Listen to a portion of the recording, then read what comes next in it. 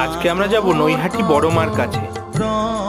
সকাল সকাল গোবিন্দভোগ চালের ফেনে ভাত, তার সঙ্গে আলু, ফুলকপি, গাজর ভাজা, আলু সেদ্ধ আর ঘি দিয়ে ব্রেকফাস্ট সেরে আমরা চলে এসেছি মুদির দোকানে। তোমরা অনেকেই হয়তো জানো, প্রতি অমাবস্যায় গোবরডাঙ্গা প্রসন্নময়ী মায়ের মন্দিরে আমরা চাল ডাল দিই খিচুড়ির জন্য। চাল ডাল নিয়ে আমরা চলে এসেছি মায়ের মন্দিরে। ওনারা এখন চাল ডাল নামিয়ে নিচ্ছেন। চাল ডাল দিয়ে এখন আমরা এই দোকানে দাঁড়িয়েছি হালকা চা খাওয়ার জন্য। চা খেয়ে আমরা যাব বড় মায়ের কাছে।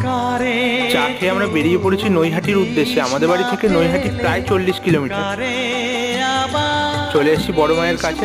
এখানে প্রায় 3 কিলোমিটার লাইন, তো লাইন দিয়ে পুজো দিতে গেলে সন্ধ্যা হয়ে যাবে। এরপরে আবার প্রসন্নময়ী মায়ের মন্দিরে 4টের মধ্যে পৌঁছাতে হবে। তো এর পরের দিন সবাই মিলে সকাল সকাল এসে মায়ের কাছে পুজো দিয়ে যাব।